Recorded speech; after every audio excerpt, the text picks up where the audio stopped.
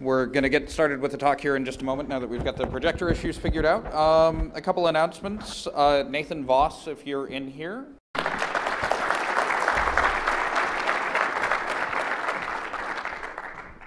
Thank you. Can everyone hear me? No? How about now? Is that better? No?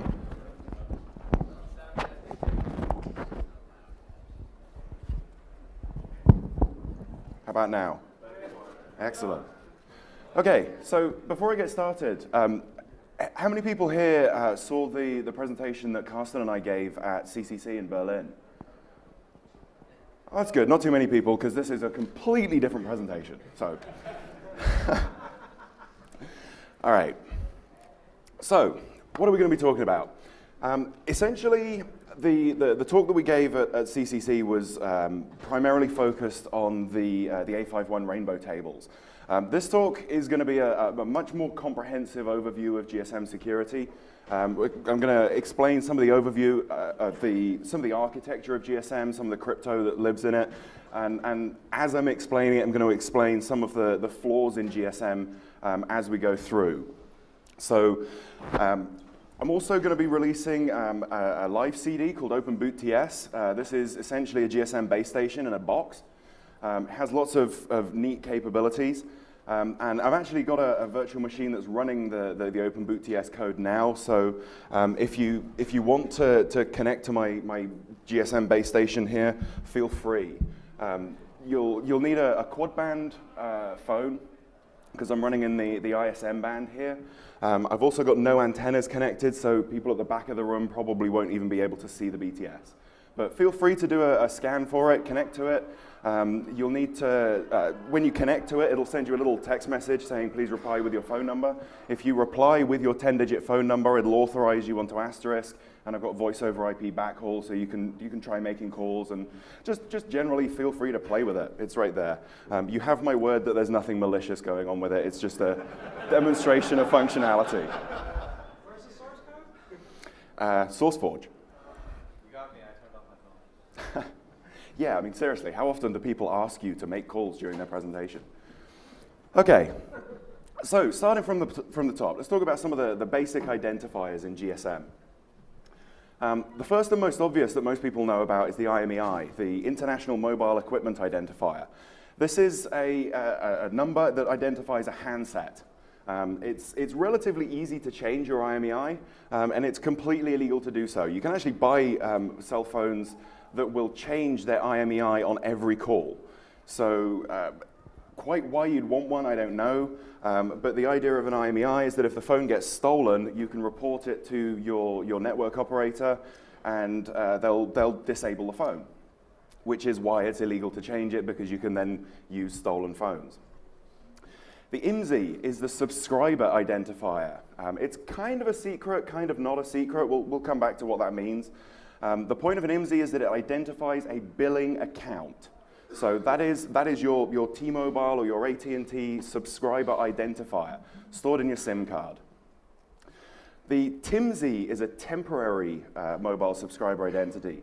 The idea is that when you first connect to the network, you authorize yourself with your IMSI, and then the network assigns you a TIMSI that you use from then on to prevent the IMSI being transmitted too often. There is a problem with that in that the BTS can actually ask for your IMSI at any time. So this whole mechanism of authorizing yourself with your IMSI and then getting allocated a TIMSI is kind of pointless, because at any point the BTS can say, hey, what's your IMSI? That does actually require you to be connected to my BTS. So in order for me to get your IMSI, you have to connect to my BTS. Let's talk about how that happens. So when a GSM handset turns on, it looks at a thing called a beacon channel, where the base stations in the area advertise themselves. And they advertise primarily two numbers, a mobile country code and a mobile network code. MCC for the US is 310 to 316. There's a full list of MNCs and MCCs on Wikipedia. Now, the idea of an MNC and MCC is to identify a network, but it actually doesn't authenticate anything.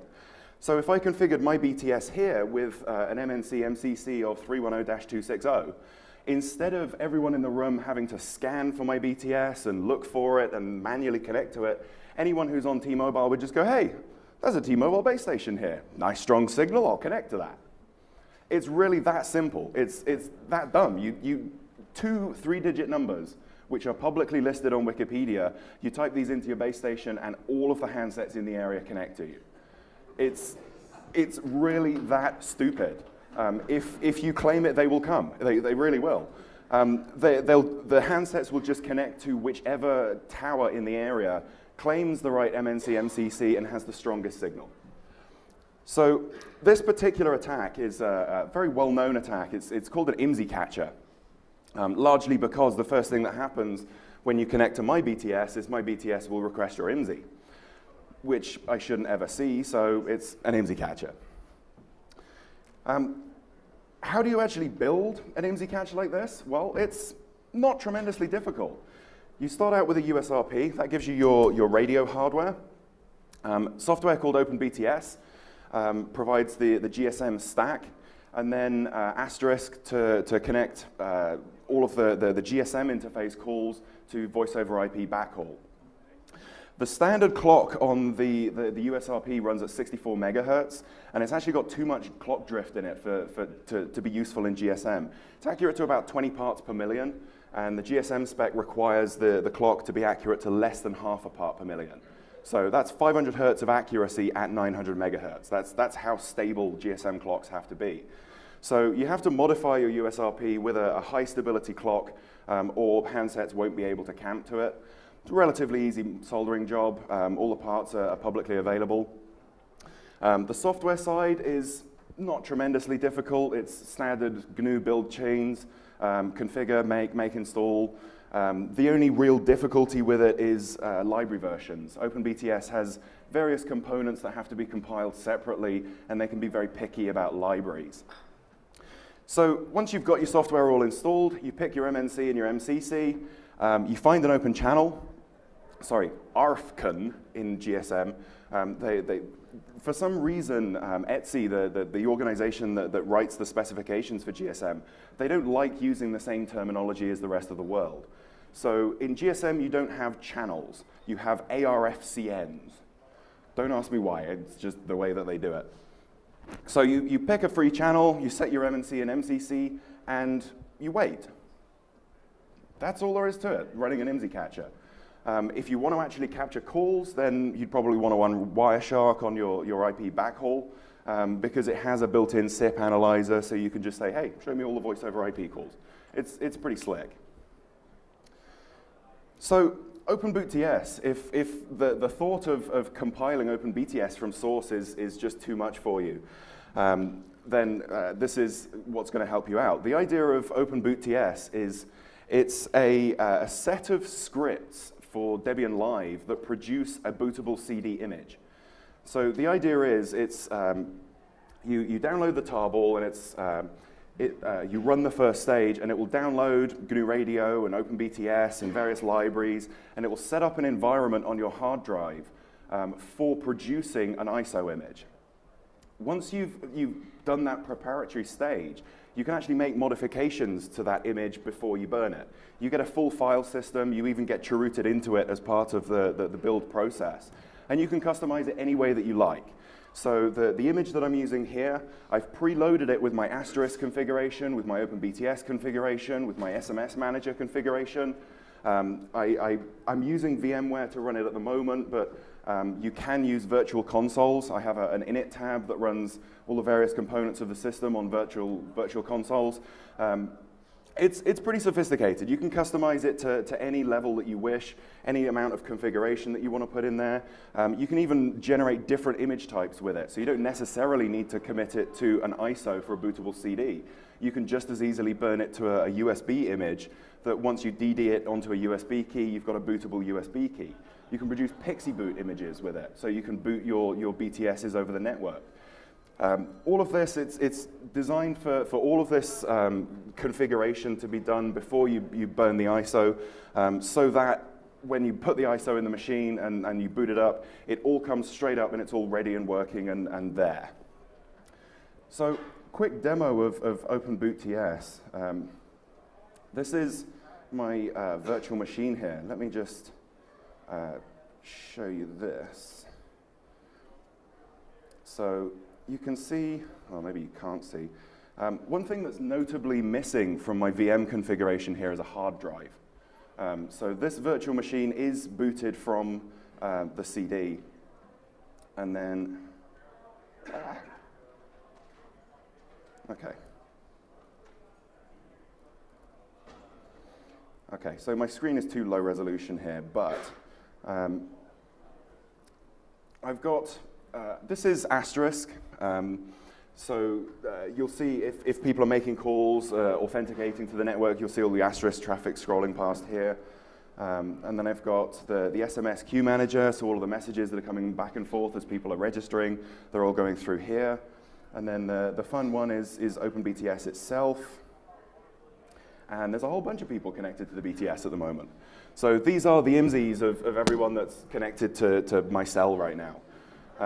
Quite a few of them, so thank you for playing along. Just to show you as well the Wireshark, if you go to statistics for voice over IP calls, oh, there's one call. You can pull up the player, decode it, and there's actually no audio on this. It would show you the waveform if there was actually any audio. I suspect that was just someone's phone ringing. But you can see if there had been calls made, you'd get the two audio streams for each side of the conversation. And it's just standard SIP. It's standard voice over IP. So you can put any SIP proxies that you want in there. You can modify it. And obviously, it's my Asterisk server. So if I wanted to route all of your calls to 911, then I can just tweak my Asterisk config like that relatively easily. So it does work. No one's making calls, and I can't say I blame you for that.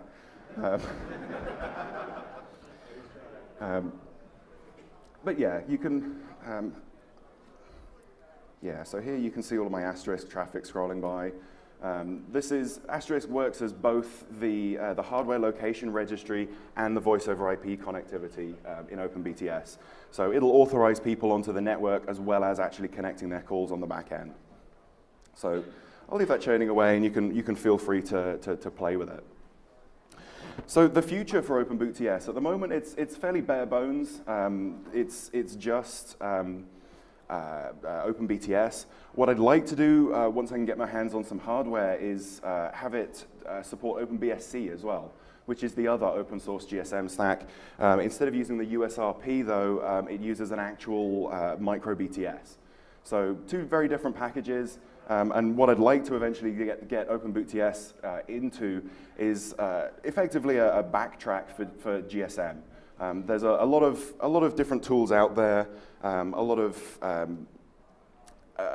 software with a lot of different capabilities in GSM, and what I'm aiming for OpenBootTS to end up as is a single repository for a live CD with a complete toolkit for GSM. So if you've got any suggestions for features to add to it, maybe packages that you want me to add to the distribution, or bits of software that you want me to add, it's all good. There's a phone call on right now if you want to play that. Oh, there is?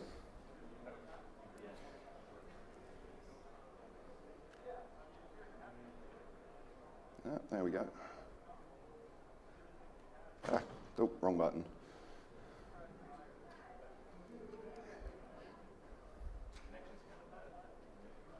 Yeah, interesting that you say the connection's kind of bad. I'm not actually connected to the Shmoocon Wi-Fi here. You'll like this. I've actually had significant problems in the past connecting SIP calls from behind NAT. And it's pretty common for networks to just not support SIP. The only reliable way I've ever found of getting a connection that will allow me to do voice over IP is to tether to my G1. So So if you're making calls on this BTS, it's coming from your cell phone to my BTS over GSM. It's going over USB, going through all of the NAT in VMware, going over Wi-Fi to my cell phone, which then takes it through 3G out to T-Mobile and out